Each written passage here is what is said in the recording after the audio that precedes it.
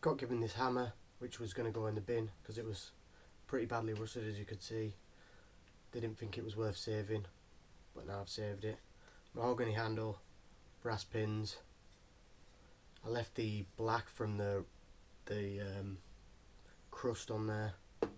Just thought I'd give it a bit of extra protection. Thanks for watching.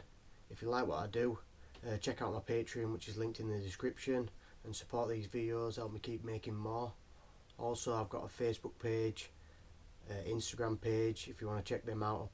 I upload quite a lot on those pages, and I've also got a link in there for my eBay where you can buy these tin mugs, and soon I'll be making these key rings available. Thank you.